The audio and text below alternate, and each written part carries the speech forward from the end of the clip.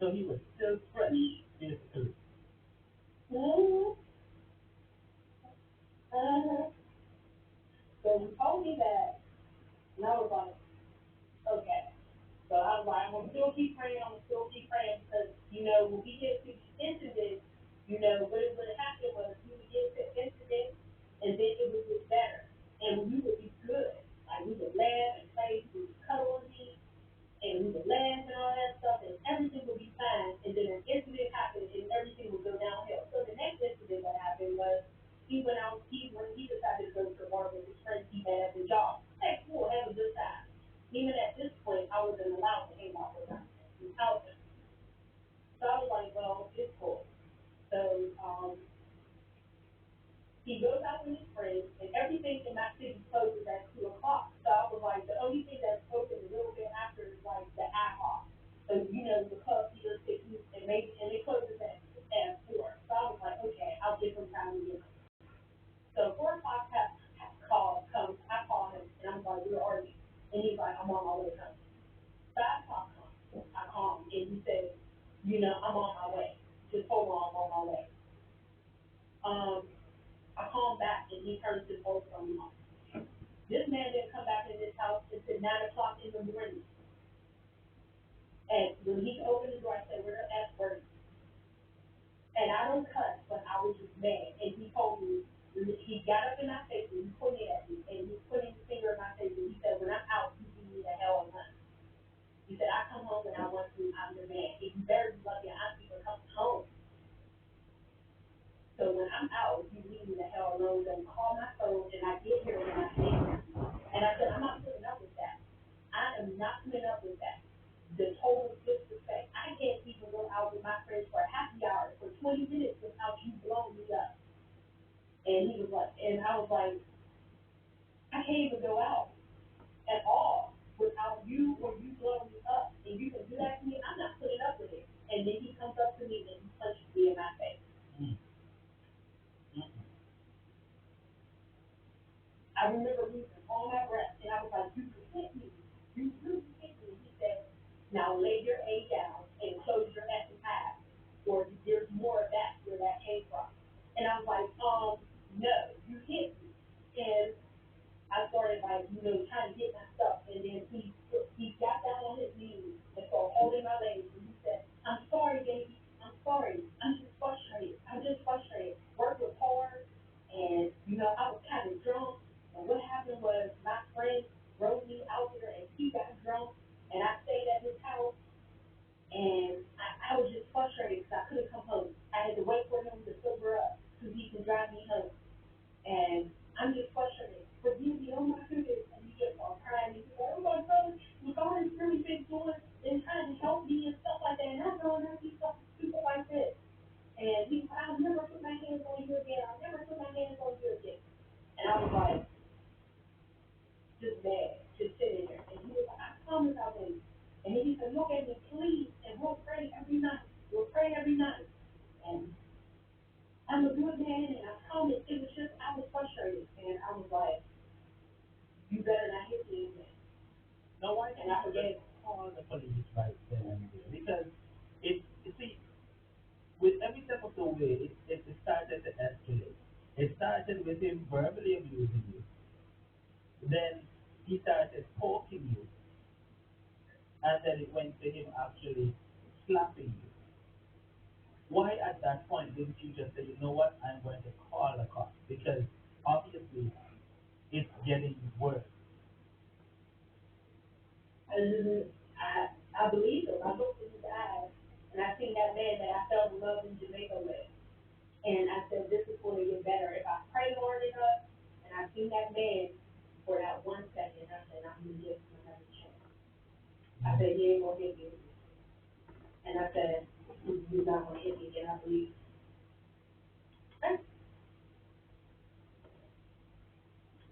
Two, um, every week, Monday I was at my mother's house, and he called me. He asked me about the mailbox key. And I'm like, "It's on the table." And he was like, "It's not there." So I was like, "Okay, well, when I get home the next day after work, I'll look for it." So I came home and I couldn't find the mailbox key.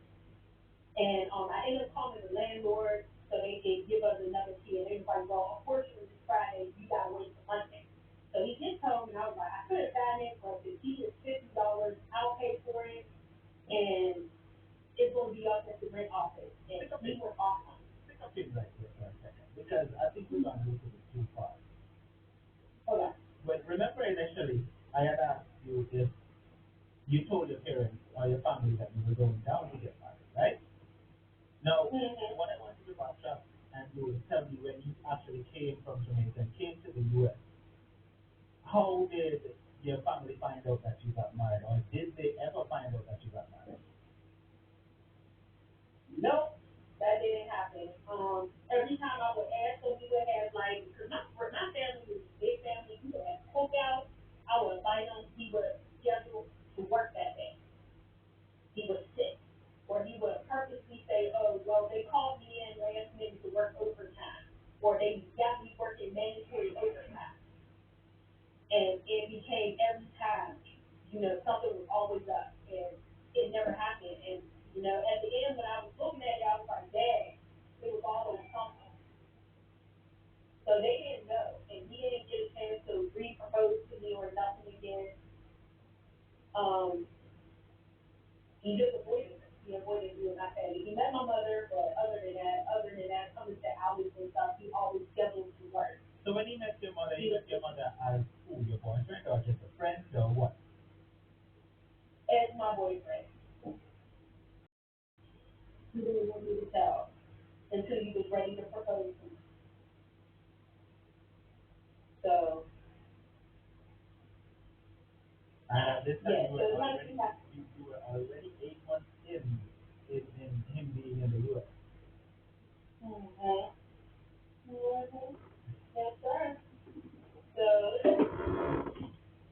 um, I lost the mailbox key, and he started really shouting at me, and he started mumbling underneath his breath how I lost it.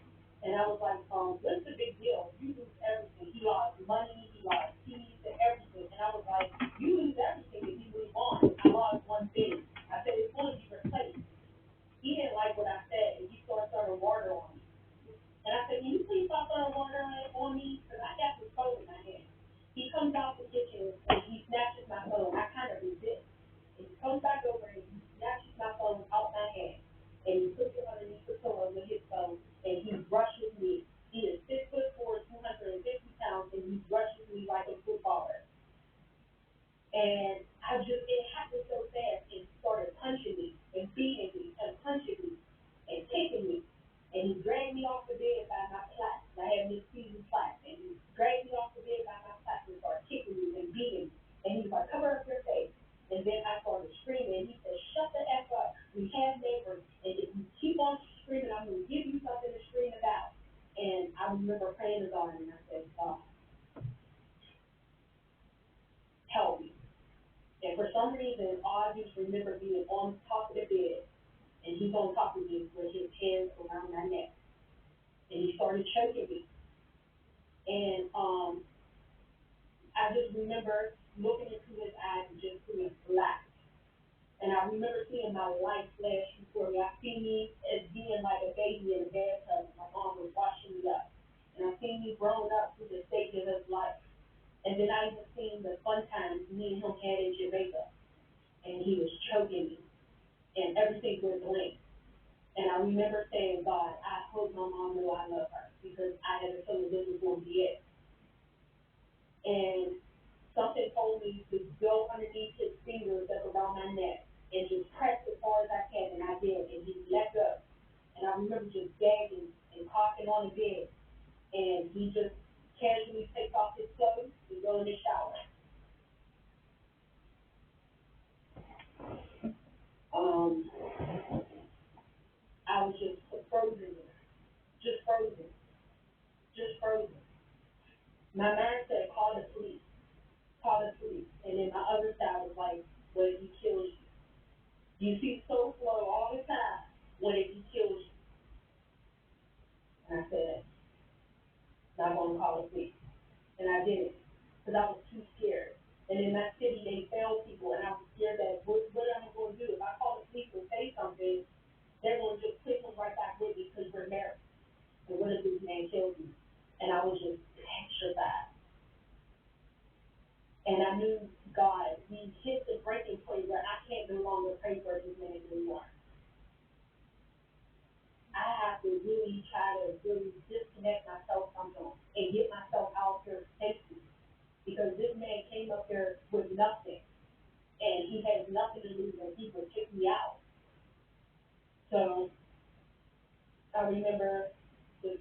was like, just help me calm them down. And calmed them down that night. And I said, God, you got to get me out. You got to get me out of this. Before you And proceed, he let me apologized. Yes, sir. ask you a question. Mm-hmm. Mm-hmm.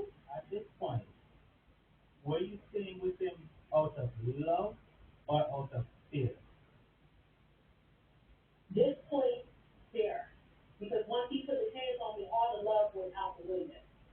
I mean, that point, I mean, even when he slapped, he punched me, I still loved him. But when he beat me like that, all the love went out the window. All the love. And he, like I said, he loved, I didn't tell nobody this, but he loved listening to me.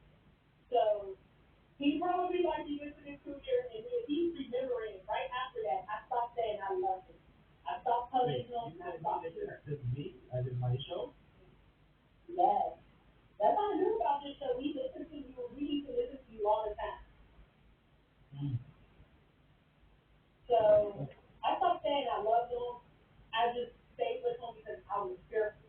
And I said, people don't survive this. And I gotta be like I gotta take my hands out the lion's mouth gently.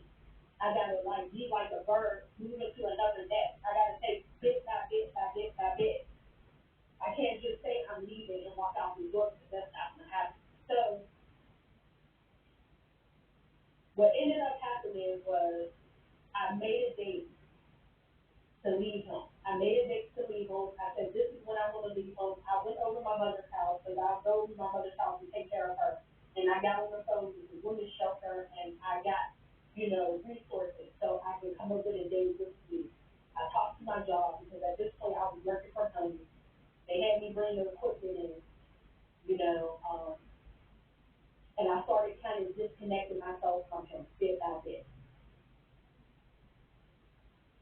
Um, we had an incident where, I made a date, but the date ended up being earlier because I thought one day I went up to the Lombard with him and he asked me to get him something and they didn't have it.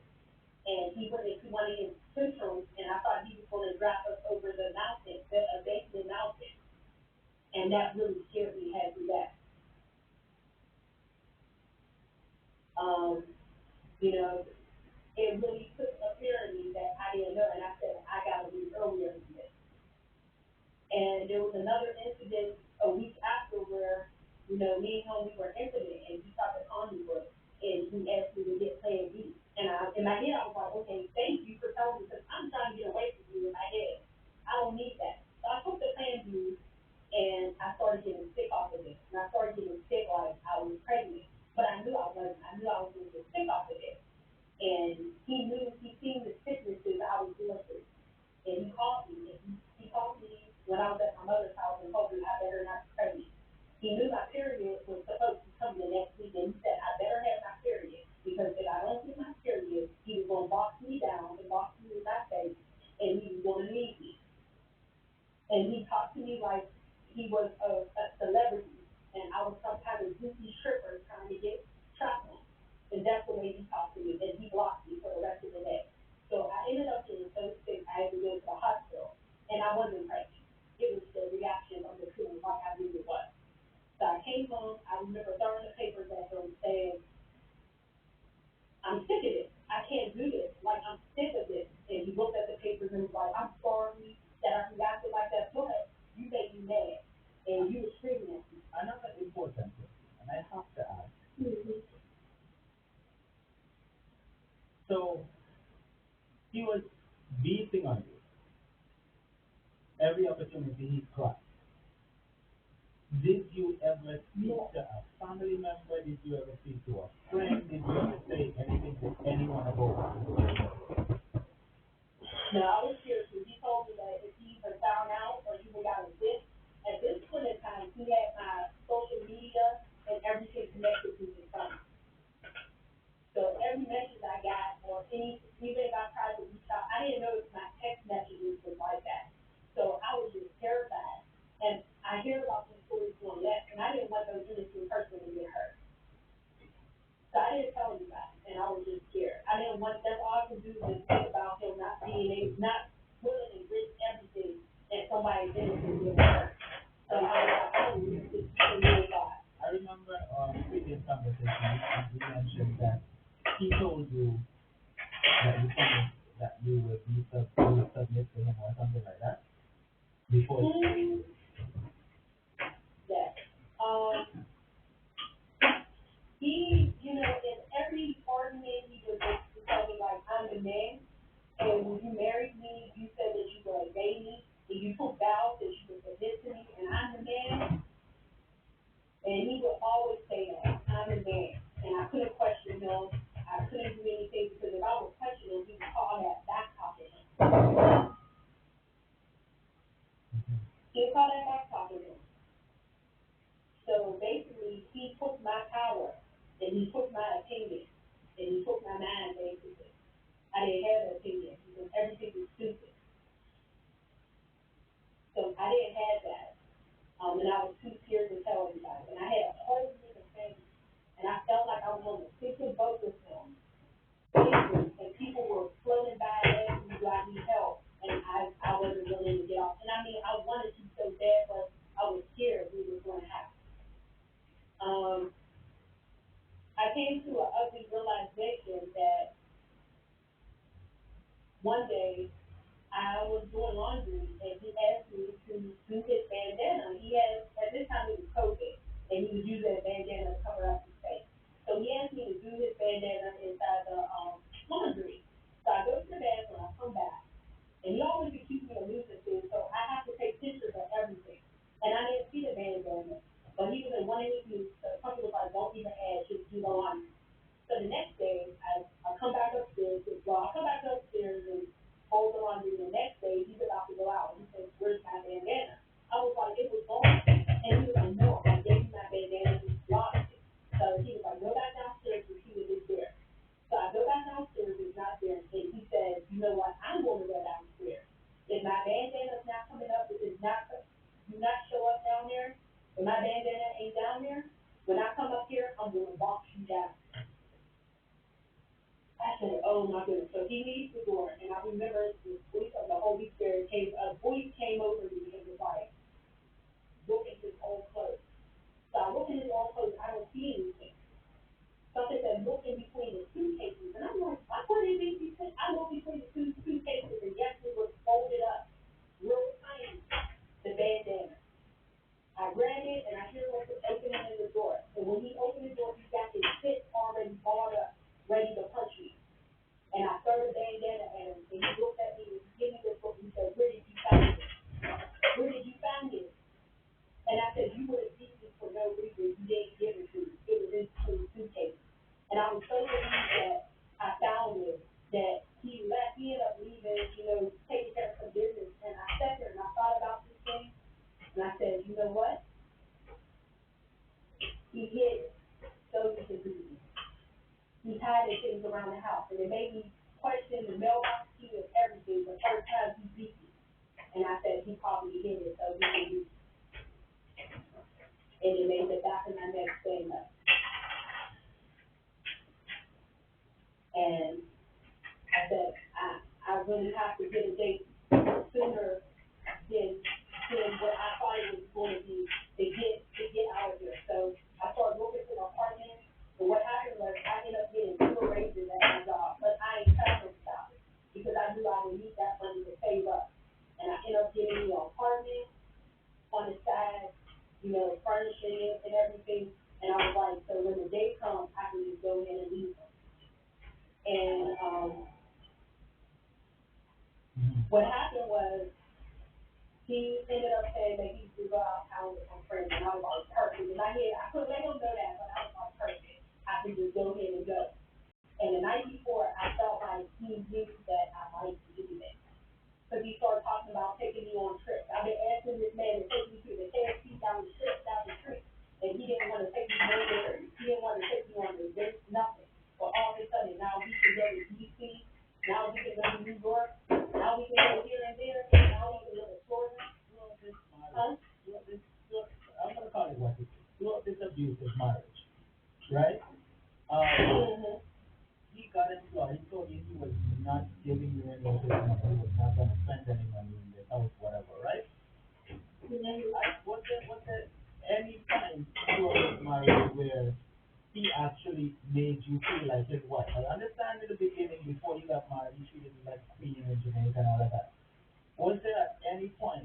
actually made you feel like his wife? Before you answer that, give me a second. Carmen, thank you so much for that cash up contribution that you sent him. It is totally appreciated. Thank you, Carmen. Was there ever a point where he made you feel like his wife? No, he made me feel uh, I want to just make me feel like an Instagram fight would think would do her sugar day. You know, he made me feel like I was disgusting. He made me feel like I was attracted to him. He would call me fat. I gained weight and he called me fat. Um, he called me all sorts of horrible names. He didn't act like he was attracted to me at all. Sometimes I would look at him and he would look at me like I was disgusted, and I'm far from disgusted. I'm a beautiful, dark-skinned, plus-size lady. You know, I could go out on the street with him and get attention, and he would get really mad about that. And I just didn't know what was wrong with him, why he didn't love me and he didn't like me, and I knew that pretty in my heart that he didn't really care about me once he came to America. I realized that he didn't really care about me, and I knew that deep inside, but I was like, I prayed hard enough so I could turn these things around. I didn't marry him, but I had to stick with him. I learned that at church at a young age that God don't like divorce, so I'm stuck with it. So I might as well just pray and maybe God will do something. And when I found out that God, I was like, God don't want me to die. This is where this is coming to. God gave me a dream of my funeral. I've seen my funeral, and I've seen the newscast, and I've seen Soul Club actually covering my story about him abusing me. I've seen that in a dream, and I've seen my funeral, and I said, I gotta go. I mean, I have to jump out this window and break my leg to save my life. And I did. I did that. The day before he knew I was going to leave, I guess he felt that. And I asked God, I said, if you want me to leave, you're going to put your angels around me. And this man tried to beat me before I left. The day before I left, and for some reason, it was like the angels were holding his hands back. And he got frustrated. He said, I can't hit you. I can't hit you. And I ended up calming him down. And I went to work. And I would never forget, I went to work and he called me. And I guess he thought maybe I doubled up and went back home. And he never called me, and he called me and was listening to the background. He said, where are you? I said, I'm at work. And he told me to hold on, and I couldn't hear him. And the next thing I know, he started screaming at me, and he told me B. He said, I told you, shut the F up. And I said, I couldn't hear you. And he was like, you know what? You've been acting sleepy like this. And he said, you've been acting sleepy. So what's going to happen is I'm not going to go out and tell my friends to go. And I don't think you're going to ever go to your mother, and you're not going to see your mother again, and bring your age straight home. And he hung up. And I said, okay, and he hung up. And I remember the hairs on the back of my head standing up. And I said, I got to do it today. Right now, I work right in the middle of town. I went right to the courthouse. I filed a PSA. While waiting for the PSA, I took all my social media, changed the passwords, and got second verification. So even if he would happen to get my password, he would actually need my physical phone in his hand to get the secret key. Um, I felt so powerful and scared at the same time that I'm finally starting the process to get my power back. I went ahead and filed for the PFA. I had to go back to the neighborhood to get the police the PFA so they could start it. I went back to my apartment. I called my family to come over my apartment, and I told them everything that happened. And my brother was like, I can't believe that you were so dumb and stupid. And he said, I don't blame you because you just wanted love. But he said, what if that man would have killed you? We would have never knew nothing. I didn't even know you had a boyfriend. And, it was more like he was upset, but he was like, I'm not going to get too mad at you because you did something strong, you left. And you're breathing because most girls, they don't leave the same breathing. So right at that moment, the cops called, and they was like, okay, well, we served him at the apartment.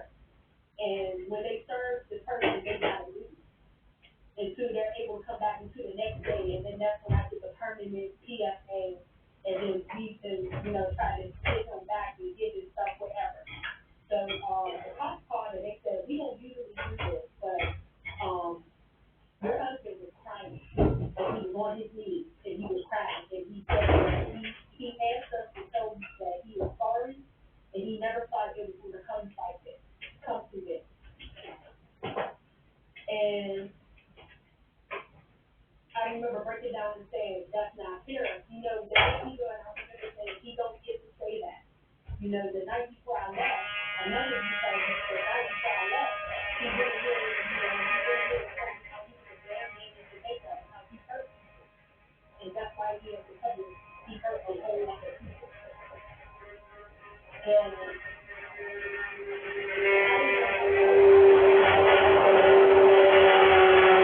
didn't know that this man has been telling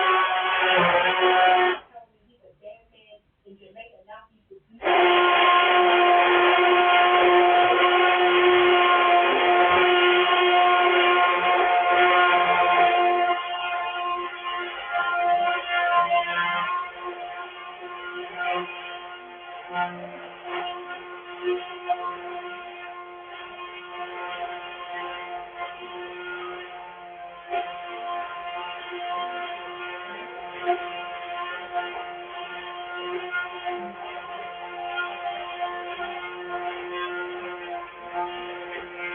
And he stayed with me. And then I ended up going back to the courthouse getting my permanent PFA. And I got that instantly. And he tried to fight with me about the permanent PFA. I ended up getting a permanent PFA for 5 years on him. He fought me for it. And I remember asking my lawyer, I said, what is he saying? You saying that this stuff happened? My lawyer said, he never denied beating you and putting his hands on you. He just cares, he's just worried about his citizenship in his green card. And so once I got the PFA, they told me basically he bothered me and stole his car and they're going to quit him. And I haven't heard anything from him. I mean, I did get divorce papers, and So did he ever get his green card? I have no idea. I know he was supposed to get, like, if he was smart enough, his interview was like, because of COVID, it was held up. So his interview came up like maybe 2 months later. And he had an interview, but I don't know if it went down with that. And I did write a letter to the embassy, to the people saying what happened, and a copy of the PFA. Because I couldn't press any charges. I had no proof of what happened. Okay, I understand that you said that you were scared while all this was happening. But when he was hitting on you, right?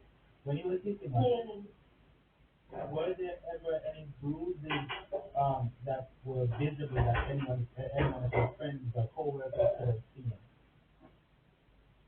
There was a scratch underneath my eye, but he made sure I did my makeup right. Like he made sure I did my makeup right to cover it up.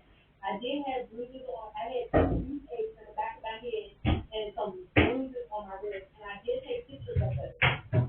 But we had another incident where he found them in my phone and they deleted.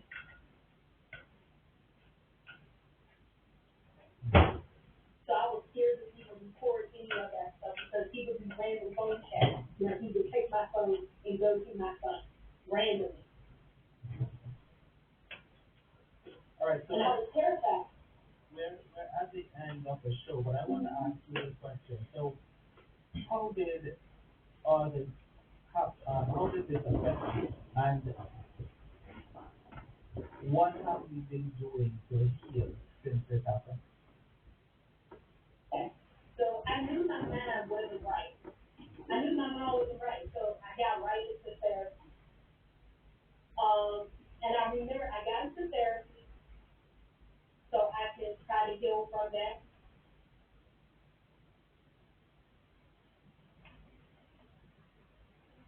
For my family, he would have coke out. I would invite him. He would schedule to work that day. He was sick. Or he would purposely say, oh, well, they called me in last minute to work overtime. Or they got me working mandatory overtime. And it became every time, something was always up. And it never happened. And, at the end when I was looking at it, I was like, dang, it was always something. So they didn't know. And he didn't get a chance to re-propose to me or nothing again. He just avoided me. He avoided me and my family. He met my mother, but other than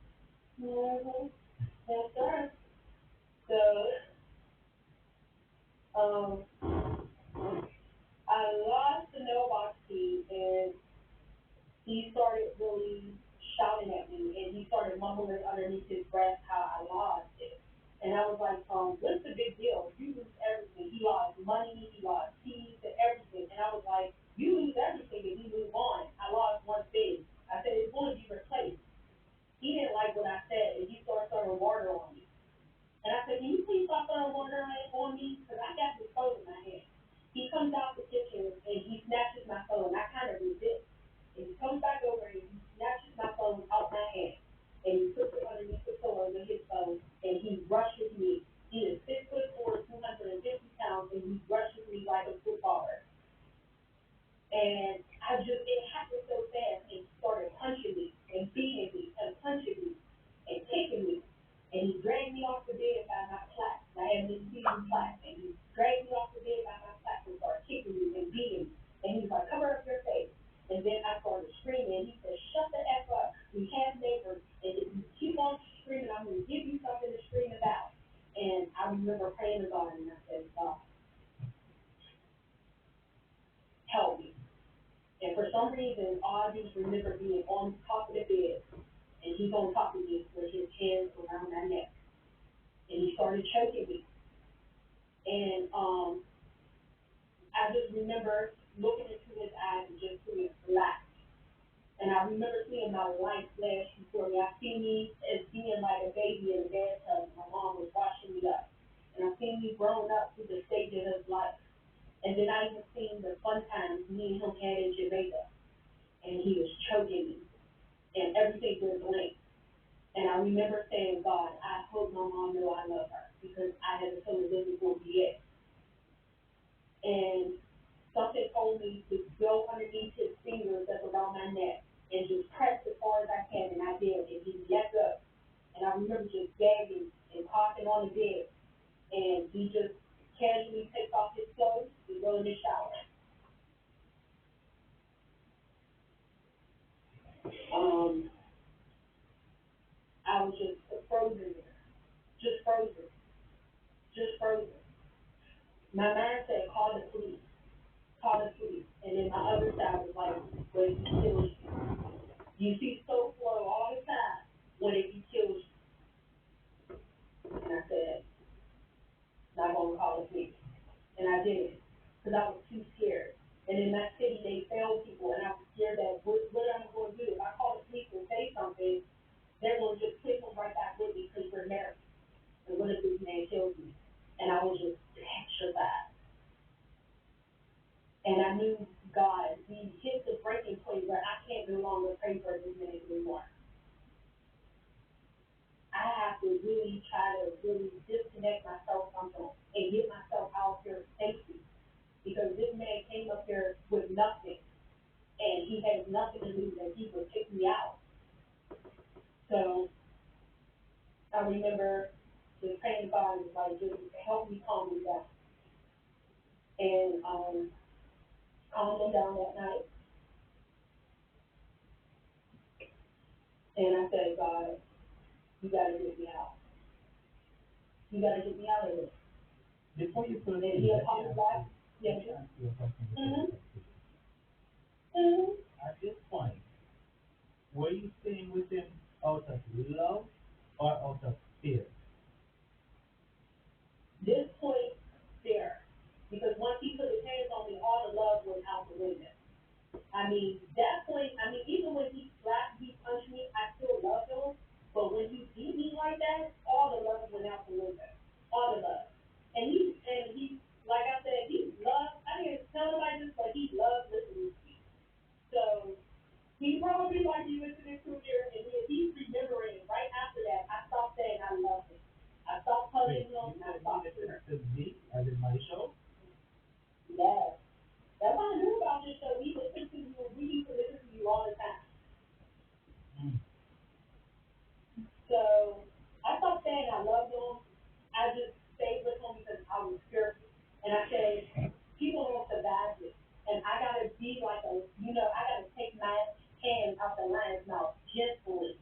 I gotta like be like a bird moving to another nest. I gotta take bit by bit by bit by bit. I can't just say I'm leaving and walk out the door because that's not gonna happen. So what ended up happening was I made a date to leave home. I made a date to leave home. I said, this is when I want to leave home. I went over to my mother's house because I'll go to my mother's house and take care of her. And I got on the phone with the women's shelter and I got, resources so I can come over and date with you. I talked to to my job because at this point I was working from home. They had me bring the equipment in, you know, and I started kind of disconnecting myself from him bit by bit. We had an incident where, you know, I made a date, but the date ended up being earlier because I thought one day I went up to the Walmart with him and he asked me to get him something and they didn't have it. And he went into one of his systems and I thought he was going to drive us over the mountain, a basement mountain. And that really scared me half to death. Um, you know, it really took a fear in me that I didn't know and I said, I got to leave earlier today. And there was another incident a week after where, you know, me and him were intimate and he thought the condom broke and he asked me to get plan B. And in my head, I was like, okay, thank you for telling me because I'm trying to get away from you in my head. I don't need that. So I took the plan B and I started getting sick off of it. And I started getting sick like I was pregnant. But I knew I wasn't. I knew I was going to get sick off of it.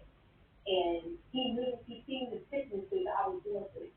And he called me. And he called me when I was at my mother's house and told me I better not be pregnant. He knew my period was supposed to be coming the next week, and he said I better have my period because if I don't get my period, he was going to box me down and box me in my face, and he was going to leave me. And he talked to me like he was a celebrity, and I was some kind of goofy stripper trying to get trapped on. And that's the way he talked to me, and he blocked me for the rest of the day. So I ended up getting so sick, I had to go to the hospital, and I wasn't pregnant. It was the reaction of the feeling like I knew it was. So I came home, I remember throwing the papers at him saying, I'm sick of this. I can't do this. Like, I'm sick of this. And he looked at the papers and was like, I'm sorry that I reacted like that, but you made me mad. And you were screaming at me. Another important question, and I have to ask. Mm-hmm. So he was beating on you every opportunity he got. Did you ever speak No. to a family member? Did you ever speak to a friend? Did you ever say anything to anyone about what you were going through? No, I was serious because he told me that if he either found out or even got a hit, at this point in time, he had my social media and everything connected to his son. So every message I got, or even if I tried to reach out, I didn't know if my text messages was like that. So I was just terrified. And I hear about these stories going left, and I didn't want no innocent person to get hurt. So I didn't tell you that, and I was just scared. I didn't want, that's all I could do is just think about him not being able, not willing to risk everything and somebody innocent getting hurt. So I was like, I'm going to leave this between me and God. I remember our previous conversation, you mentioned that he told you that you promised that you would submit to him or something like that before you. Yes. Um, you know, in every argument, he would basically tell me, like, I'm the man, and when you married me, you said that you would obey me, and you took vows that you would submit to me, and I'm the man, and he would always say that, I'm the man, and I couldn't question him, I couldn't do anything, because if I would question him, he would call that back talking him. He would call that back talking him. So basically, he took my power, and he took my opinion, and he took my mind, basically. I didn't have an opinion because everything was stupid. So I didn't have that. And I was too scared to tell anybody. And I had a whole million things. And I felt like I was on the secret road with secret. And people were floating by asking me, do I need help? And I wasn't willing to get off. And I mean, I wanted to so bad, but I was scared it was going to happen. Um, I came to an ugly realization that one day I was doing laundry and he asked me to do his bandana. He had, at this time it was COVID, and he was using a bandana to cover up his face. So he asked me to do his bandana inside the laundry. So I go to the bathroom, I come back, and he always accused me of losing things, so I have to take pictures of everything. And I didn't see the bandana, but he was in one of his moods, so something was like, don't even ask, just do the laundry. So the next day, I come back upstairs, well, I come back upstairs and fold the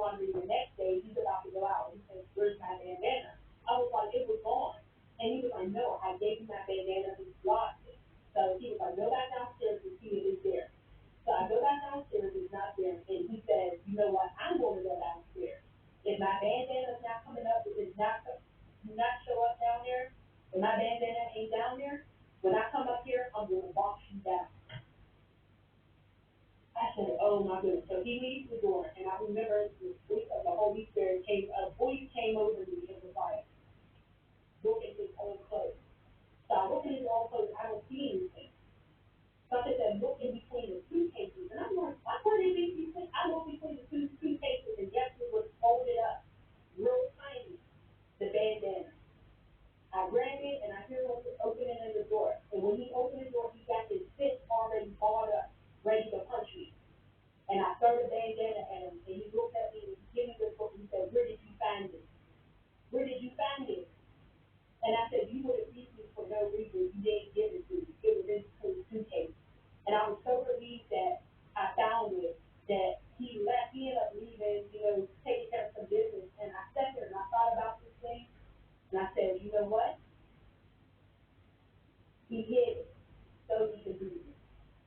He's hiding things around the house, and it made me question the mailbox key and everything the first time he beat me. And I said, he probably hid it so he could do it. And it made the back of my neck stand up. And I said, I really have to get a date sooner than what I thought it was going to be to get out of here. So I started looking for an apartment. And what happened was I ended up getting 2 raises at my job, but I ain't telling them about it because I knew I would need that money to save up. And I ended up getting me an apartment on the side, furnishing it and everything. And I was like, so when the day comes, I can just go ahead and leave them. And what happened was he ended up saying that he was out with my friends, and I was like, perfect. In my head, I couldn't let him know that, but I was like, perfect. I can just go ahead and go. And the night before, I felt like he knew that I might do that. Because he started talking about taking me on trips. I've been asking this man to take me to the KFC down the street, and he didn't want to take me nowhere. He didn't want to take me on the date, nothing. But all of a sudden, now we can go to D.C., now we can go to New York, now we can go here and there, and now we can go to Florida. Throughout this marriage, I'm gonna call it what it is. Throughout this abusive marriage, right? Um, Mm-hmm. he got into it. He told you he was not giving you any of his money. He was not gonna spend any money in this house, whatever, right? Mm-hmm. Was there any point throughout this marriage where he actually made you feel like his wife? I understand in the beginning, before you got married, he treated you like Queen in Jamaica and all of that. Was there at any point where he actually made you feel like his wife? Before you answer that, give me a second. Carmen, thank you so much for that cash app contribution that you sent him. It is totally appreciated. Thank you, Carmen. Was there ever a point where he made you feel like his wife? No. He made me feel uh, I want to just, he made me feel like an Instagram fight would do her sugar daddy. He made me feel like I was disgusting. He made me feel like I was attracted to him. He would call me fat. I gained weight and he called me fat. Um, he called me all sorts of horrible names. He didn't act like he was attracted to me at all. Sometimes I would look at him and he would look at me like I was disgusting, and I'm far from disgusting. I'm a beautiful, dark skinned, plus size lady. I could go out on the street with him and get a picture, and he would get really mad about that. And I just didn't know what was wrong with him, why he didn't love me and he didn't like me. And I knew that pretty in my heart that he didn't really care about me once he came to America. I realized that he didn't really care about me, and I knew that deep inside, but I was like, I prayed hard enough so I can turn these things around. I didn't marry him, so I have to stick with him. I learned that at church at a young age that God don't like divorce, so I'm stuck with it. So I might as well just pray and maybe God will do something. And when I found out that God, I was like, God don't want me to die. And this is where this is coming to. God gave me a dream of my funeral. I seen my funeral and I seen the newscast and I seen so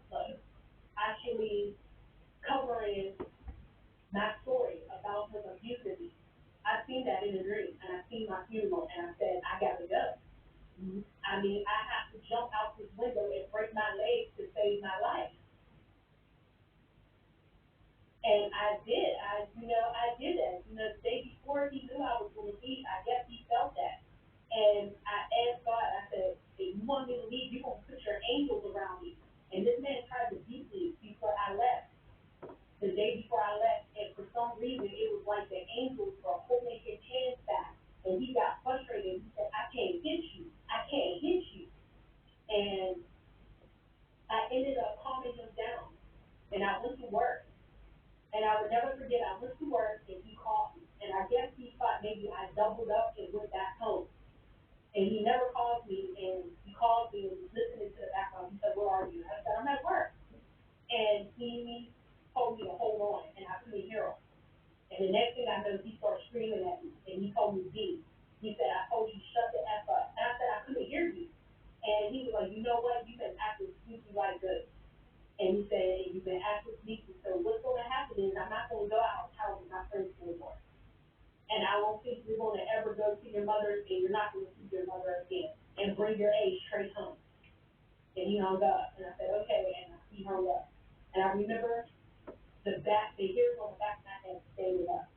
And I said, I got to do it today. I work right in the middle of town. I went right to the courthouse.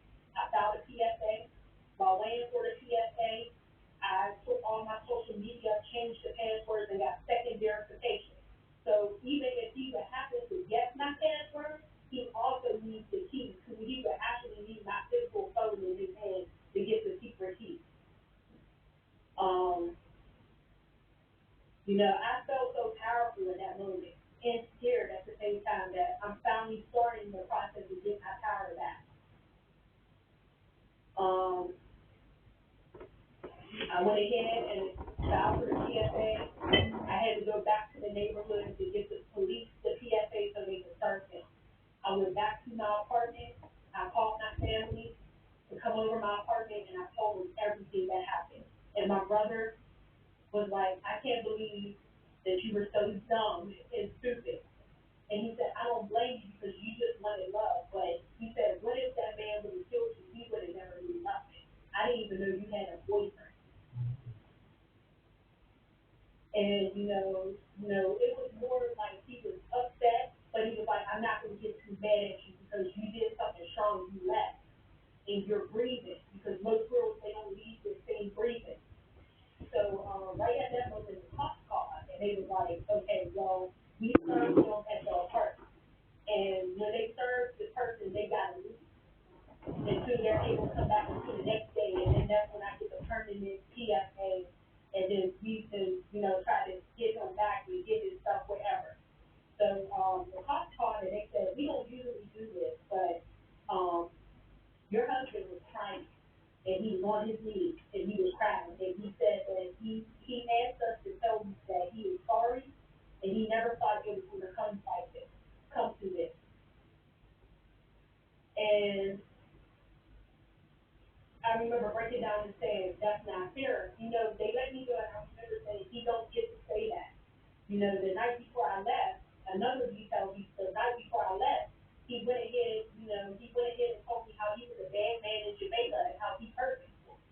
And that's why he had to come here. He hurt a whole lot of people. And I didn't know how to feel about that statement that the police told me, but then again, I felt powerful because this man that been beating on me, been abusing me, been telling me he's a bad man in Jamaica. Now he's reduced to being on his knees crying to police like a bitch.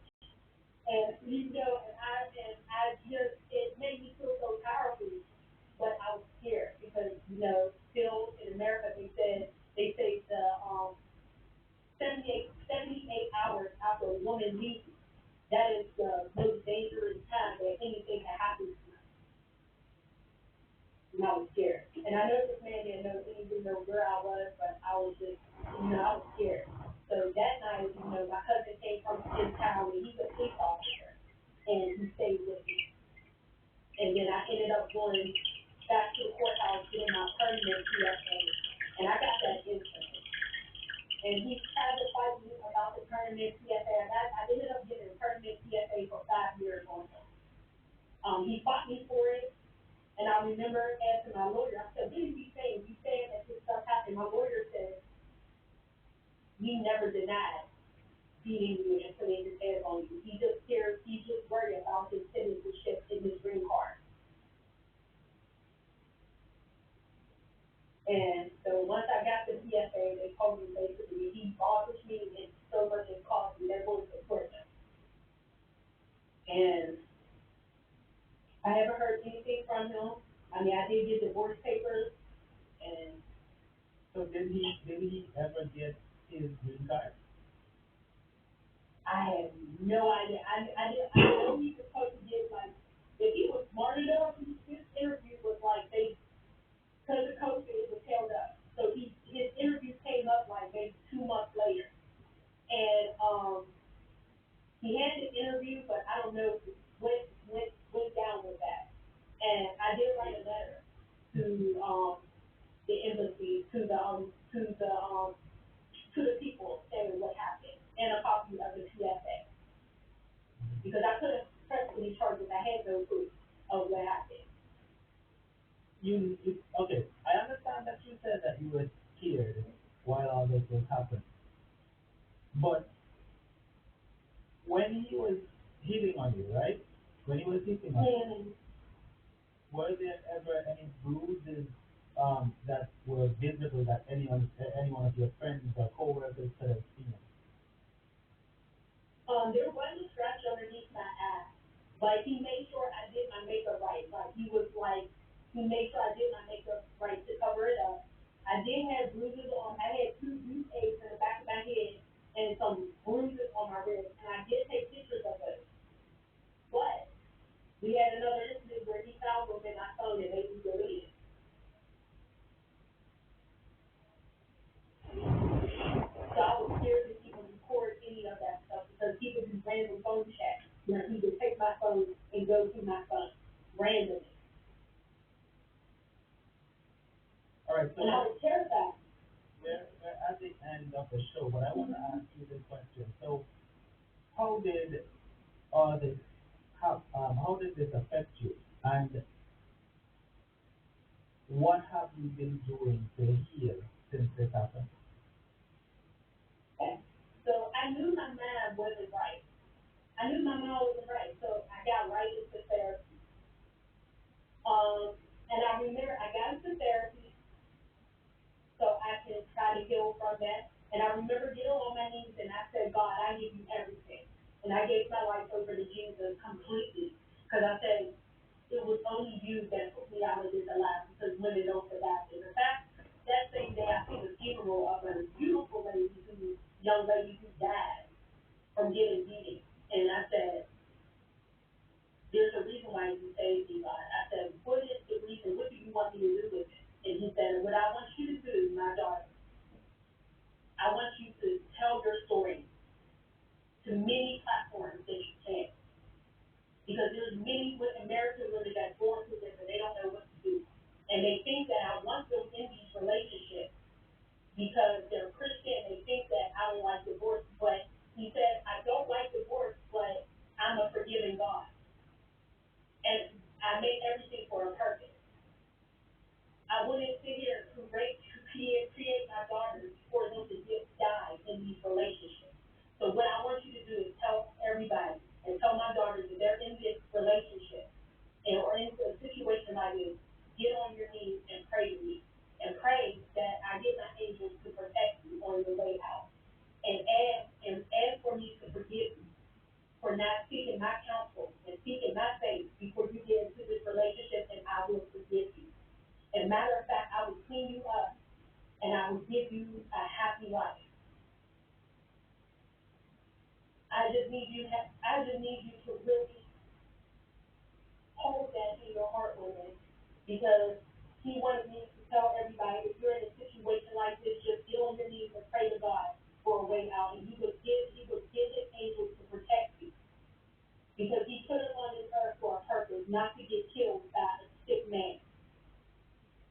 And he told me he's going to bless me to go around the world and go around the USA to tell my story so I can protect women.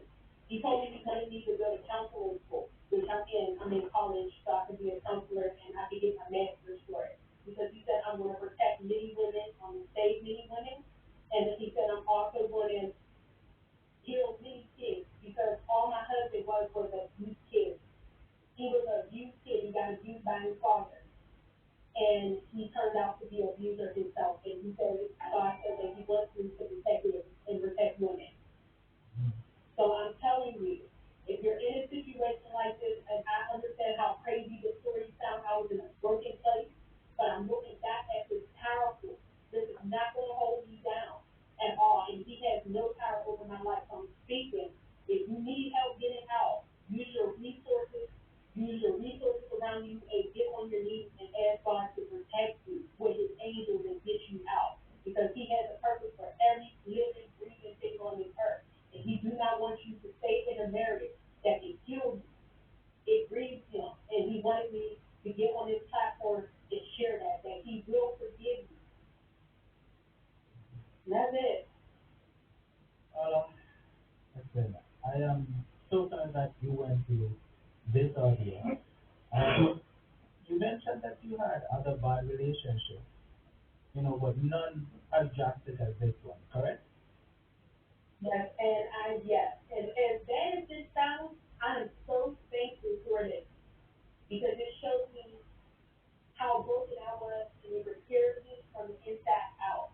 And I'm looking back on this and it's going to help me save me and people. And I'm so grateful because without this, I wouldn't be as close to God as I am right now. What is You this? know, Is this the first time you're ever dating a Jamaican? no. I dated an older man before. It wasn't really that serious though, but I did see an older man, an older Jamaican man. I wasn't that type of experience with that person, correct? It wasn't any type of experience, but I mean, it didn't work out good, but I mean, it wasn't that type of experience. Does this did this experience have you standoffish when it comes to dating a Jamaican? Oh no, I know that all Jamaicans isn't like that, but it's going to take more. I have more boundaries stuff. And because of this situation that I went through, I can point it out. I can point out a red flag in a minute. I mean, I had one try to test me 6 months ago, and I can see a red flag from a mile away. You know, it's harder to get into the act with me. So I'm not taking it out on everything. There's some good Jamaican men. There's a couple of families that I follow on YouTube, and they seem good. You know, they seem good. You know, but again, you don't know what happened behind somebody's closed doors, but you know, they seem good. Not every mix is like that, and I think that I need to go through this situation so I can create some boundaries in my life. Now, what I want to say to you, Carla, is this before we wrap up, right? Mm-hmm. Moving forward, try not to be so secretive with your family. I do understand that your relationship is your relationship and has nothing to do with your family. But if you're in a situation where your husband or your boyfriend is abusive, don't keep that to yourself. Send it to a friend. Send it to a family. And you mentioned that your family is huge with plenty men. So you have protectors, right? So moving forward, make sure that you don't be so secretive. Always make sure that you communicate with them what's going on, right? And one thing you should have never done was when you left to go to Jamaica to meet this person, you should have never left the US without telling your family members you're going to meet this person. You should have never done that. I know. I look back and we didn't know two friends, but other than that, I look back and I see that I see all the mistakes. So trust me, everyone that's listening to that, I see everything. I was at a broken place, so I see everything that I made a mistake doing it. It'll never ever happen again. I mean, that's the first. When I do start dating again, he has to meet the men in my family. If he don't want to do it, then we can't talk. Because there's a reason why he hid himself from the men in my family. When I even showed them a picture of him, the men in my family was like, yeah, that's why he didn't want to come around us. Because we can see through the act. I can tell you this man ain't up to no good. And if he would have came around us, we would have told you.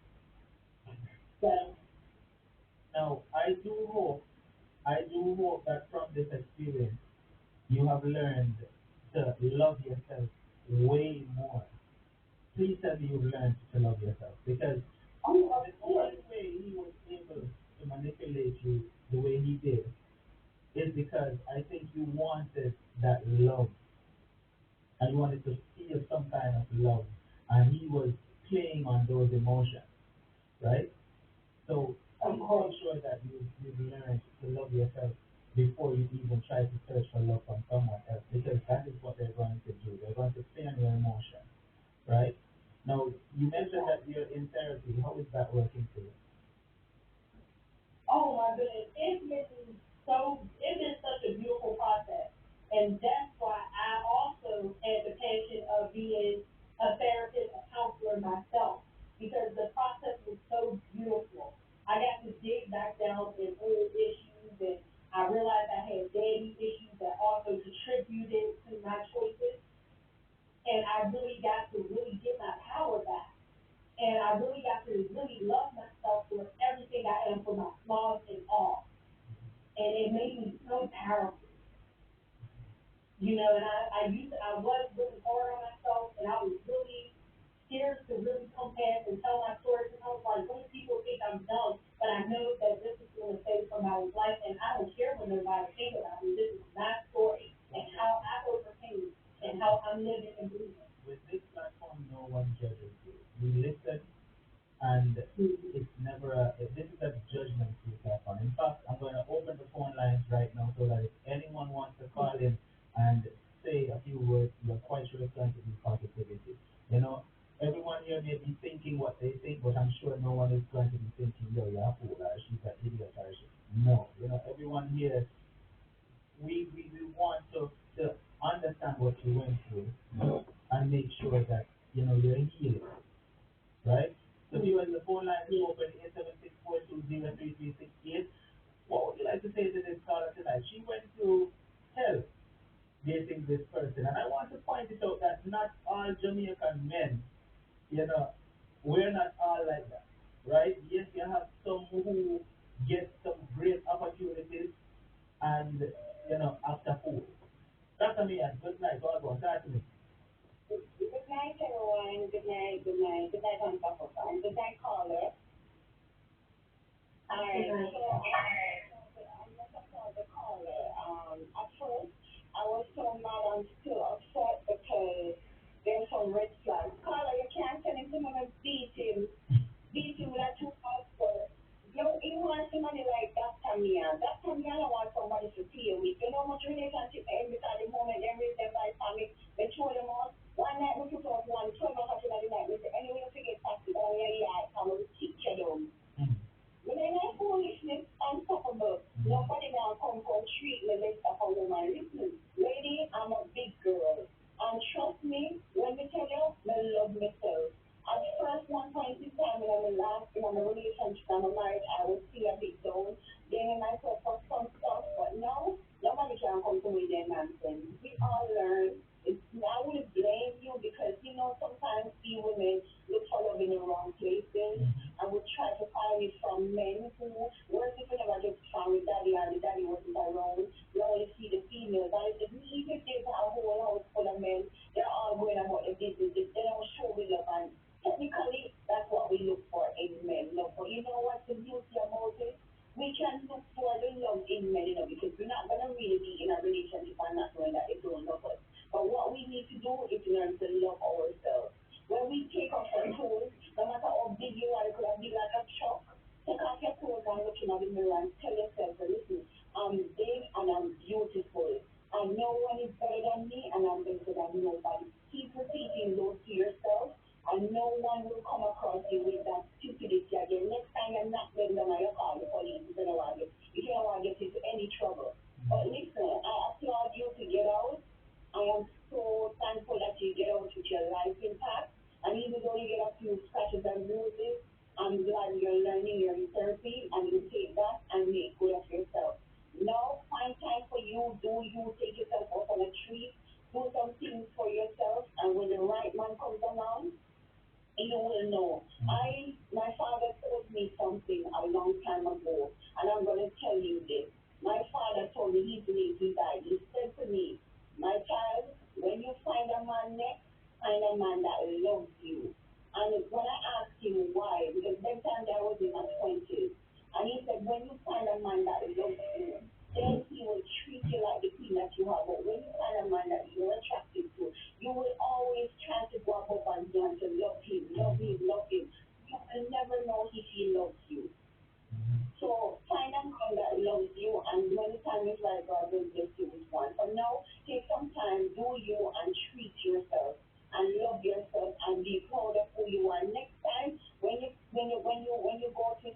both on a date, and then you call me and tell me say you get too big.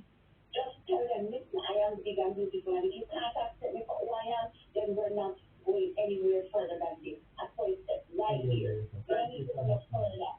All right, blessings, blessings, blessings. All right. All right, Carly, you hear Dr. Mia's mouthful? Yes. Mm-hmm. Big and beautiful and own it. You got to own it. You got to put it down. Yeah. Because I'm looking at your photo, you're a beautiful woman. I can't see your body, but it doesn't really matter. You know, I just said this the other day that, you know, women, you have to start telling yourself you're beautiful. Don't wait on anybody else to tell you that you're beautiful for you to know you're beautiful. Right? All right? So, Carla, good night. Your life. Hello? All right, let me take another one then. This one is quiet. Let me take another call then. Yvonne, can you hear me? Hello? Carla, good night. Your life. Good night. Just want to let that baby know that it's just great what she has done. She has done it today, but it was good that in all through her process, she never let go of God and she never forgets to pray. And her experience was sad. She felt like it was schizophrenia, right? It was schizophrenia. But I'm glad the way she goes with it, and I'm glad that they finally see her servant is trying to help others not going through it. It was very, very sad what happened to her. She should have seen the red flag a long time ago. I mean, the Lord know why he let it carry on, and so they give no one more than they can hear. So I'm glad that she never let go of the Lord and be still with the Lord and to worship and obey him. I hope he realize himself and go and see treatment. I'm not totally condemning who needs it. He sounds sick. Yeah. All right. So Thank you so much for your input. All right. Good night. Carla, good night. Your life. hey, good night. Hello? Yes, go ahead. We can hear you. Yeah, all I'm going to say to that young lady, I'm so glad that she gave us a She can hear you. Speak to her directly. She can hear you. Yes, young lady, I am so glad that you get a return life impact. And I'm telling you, the next time somebody tells you to impact you with your way, don't you ever look, just get up, walk away, and don't ever look back. Mm-hmm. Because all they do, once they attack you with your way, then the next thing lead us to verbally, lead to physically. Mm-hmm. Yeah, and I'm so glad that we helped you to get away. That's all I want to say. All right, Carla. Thank you so much. Have a good night. Good night. Carla, good night. Your life.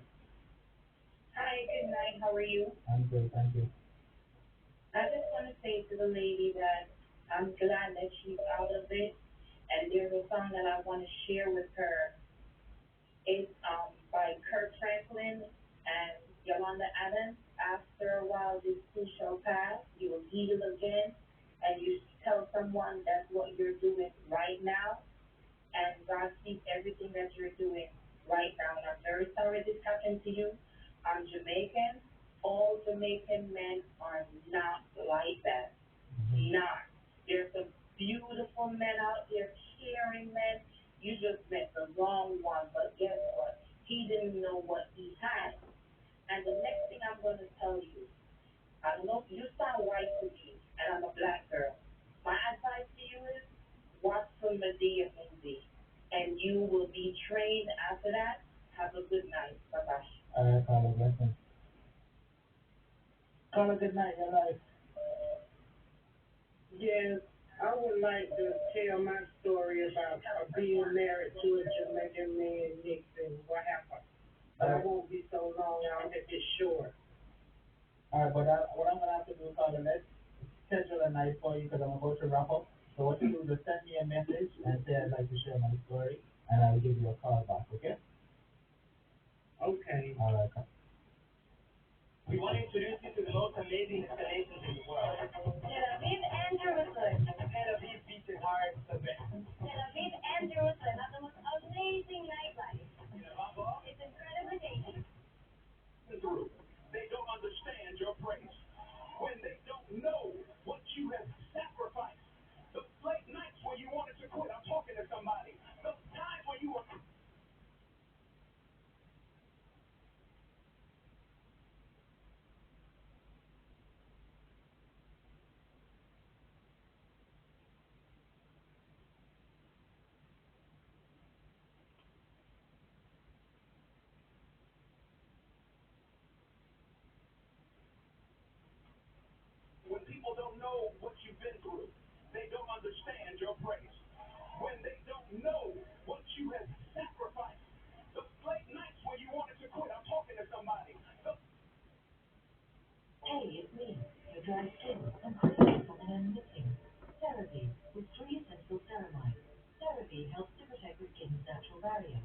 for instant hydration that lasts all day long.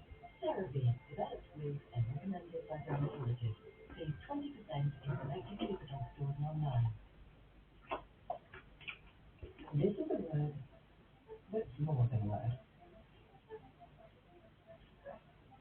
It's our word. So when you book an Airbnb up here or one down there, we'll have your back with the most comprehensive protection in travel, always included and always free. Air cover, only on Airbnb.